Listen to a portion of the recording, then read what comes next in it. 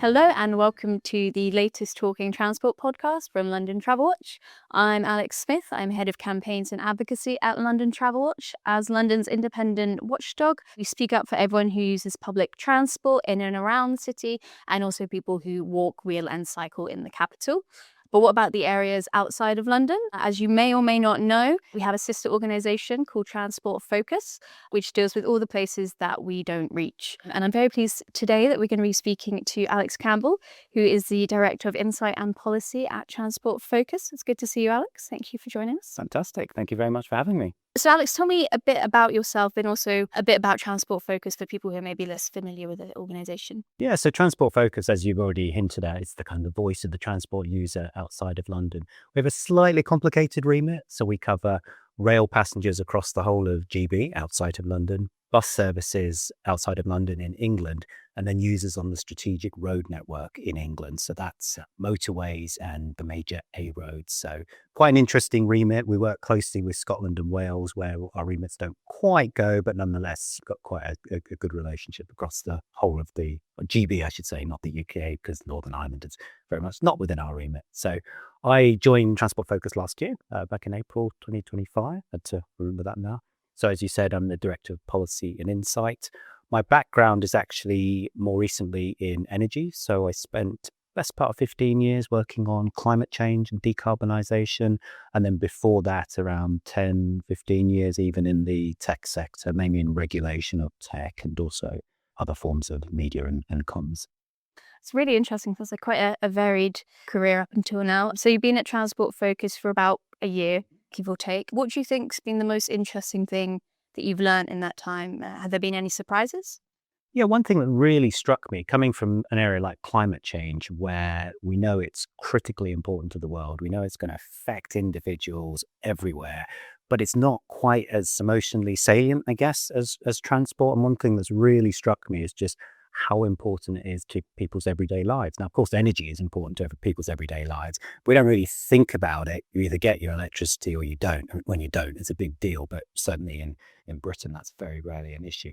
Transport is a lot more complex, shall we say, in that relationship that people have, that if their local bus service is cancelled or changed, that's a big deal. It can change people's lives. Similarly for trains, similarly for the strategic road network, really, really important. And I see that in the way the media covers it and also in the way politicians and other key stakeholders engage. It's a very different type of relationship, which I guess wasn't so much that I wasn't expecting. Maybe I hadn't thought it through in quite as much detail before I joined.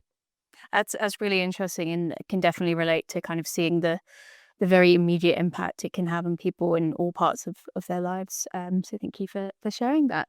So you've gone into a little bit about what Transport Focus does, and obviously we kind of share a lot of similar interests, even if it might be in geographically different areas. And one of the areas that I think we do a lot of work on, I know Transport Focus also do a lot of work on, and it was also a type of transport that is so important to so many people is buses. I would both do buses, but I imagine there's some quite different issues in different areas. I'd be really interested to talk a bit more about your bus journey work that Transport Focus do and just hear a bit about what that's telling you. Yeah, so Your Bus Journey is one of our flagship products, if you like, certainly one of our flagship studies. And it asks questions of bus users, sort of as they're doing or just after 48,000 journeys, I believe, last year. So lots and lots of real data across the country. I think we had about 80% of England's bus journeys covered last year, so outside of London, and also Scotland and Wales who chose to take part as well. And it provides some really interesting insight. Most people are satisfied with their bus journey, which is good news, but it does vary a little bit by nation. So Scotland was the most satisfied, a couple of percentage points above Wales. I think Wales was on 84, 85%, and England maybe 1 or 2 percentage points below that. But there's lots of variation driving differences within those nations, to be frank. And so things like the difference between urban and rural areas and semi-rural areas, you have different priorities for people. So, for example, in rural areas, the bigger areas of concern will be not so much around punctuality, but perhaps around availability and whether a service is actually running. Because as you can imagine, if there's fewer services running in a rural area, that can really make the difference between getting somewhere or literally not getting somewhere. In urban areas, it's more things about timing and punctuality, which tends to come to the fore. And that's probably related to congestion. So Last year, as I said, I think we had about 80% of bus journeys in England, again, outside of London. This year, we're actually anticipating going to all local authority areas, and that's because the government has decided that it actually wants to see the studies across the piece, as it were. So I think it's a great resource for local authorities and for bus service providers. They can see how they compare with other regions, other areas, make like-for-like comparisons to similar areas. Things like, how important the bus driver is to the experience. In Wales, the Welsh passengers seem to particularly appreciate the bus drivers there. And of course, that can make a real difference, especially if you have particular needs. If you're a disabled passenger, or if you need a bit more time to get on because you've got a buggy or shopping and things like that.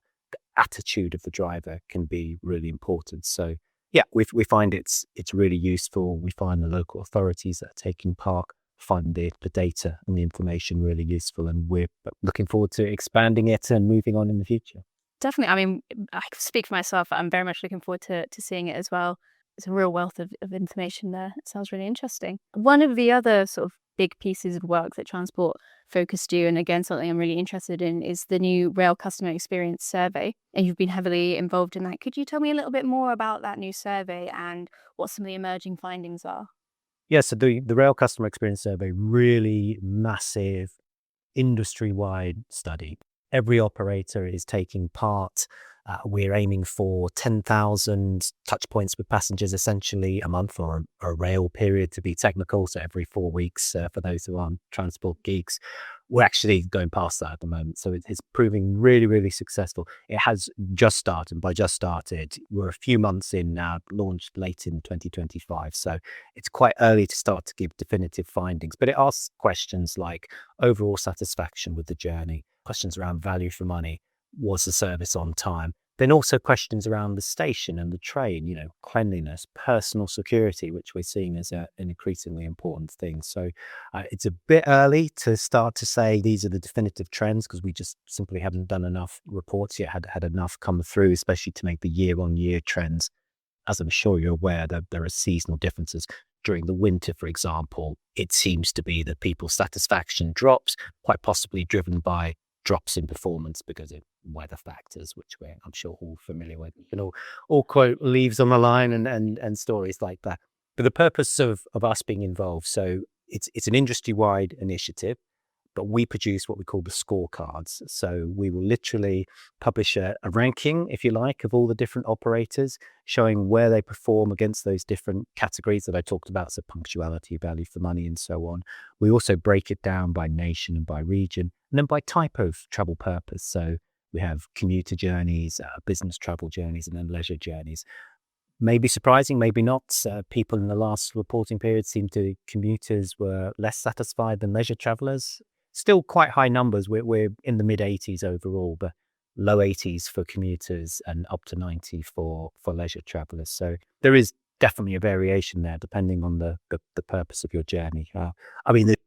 It will come as no surprise. The key drivers, was the train on time? Was it cancelled? That directly affects satisfaction, as will come as no great surprise. So the purpose, as I say, we'll rank these and we'll start to call the operators to account. We'll start to question them and say to them, why are you performing so badly in this area? And hopefully we can get some learnings about the top performers and get those shared amongst different operators, especially as we transition to the new arrangements for the railway in Britain, which I'm sure we'll talk about later. It's really quite exciting time to be working in the rail industry and looking at this very real, rich data from passengers. I should probably note one thing that's come up, which I think will be increasingly important. And I say I think at the moment because it's not yet our official position, so I'll just couch that. Personal security seems to be of increasing importance to people, whether that's driven by real changes in threats to personal security or whether it's reflecting wider social trends. Difficult to say at the moment, and I wouldn't want to make a call on that till we've done some more research. But nonetheless, passengers are feeling that that's more important. So that's going to be a really important thing for the rail industry to start working on and thinking. I know they are working on it and thinking about it, but really putting more to the forefront. And I think that goes in line with the government's overall thinking around personal security, violence against women and girls and so on. And so we want to make the transport system obviously as both safe in reality, but also as safe in perception as we possibly can.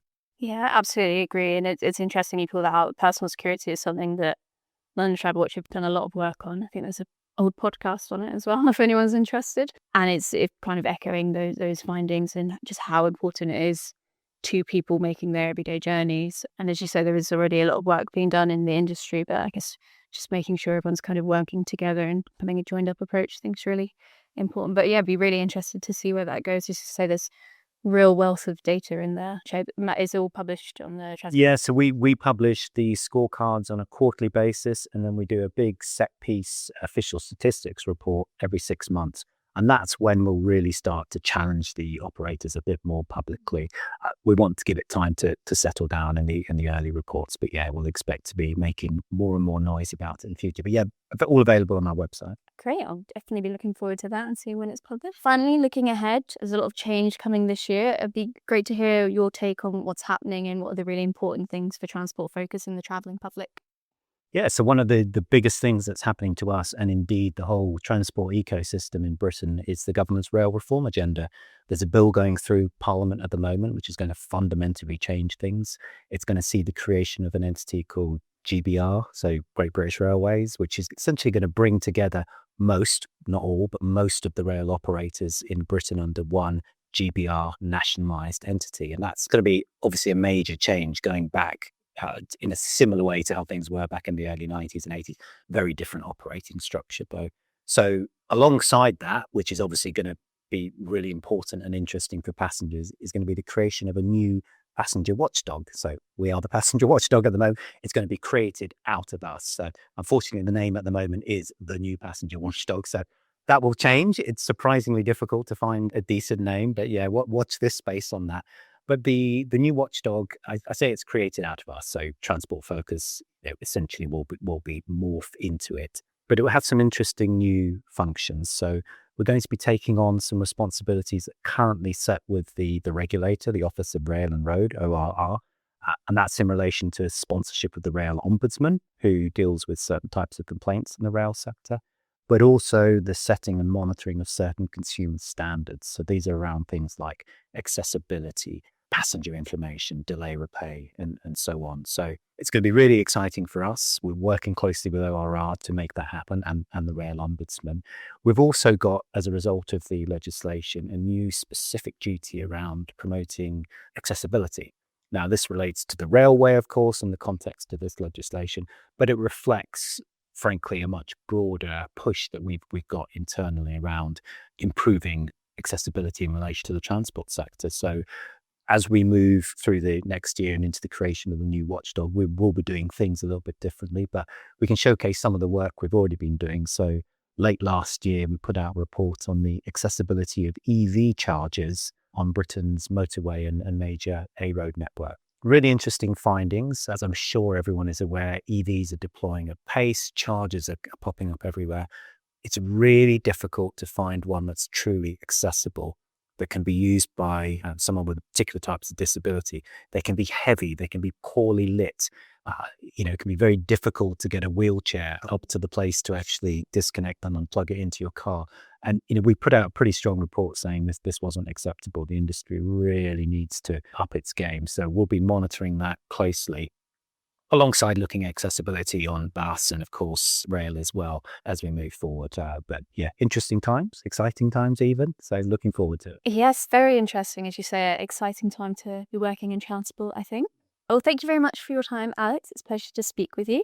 Thank you very much. If you'd like to find out more about London Travel Watch's work, please do visit our website, sign up to our newsletter, and keep an eye out for the next podcast. Where can people find out more about Transport Focus? So if you want to learn more about Transport Focus, please go to transportfocus.org.uk and you can sign up for information there and see all the reports that I've been talking about.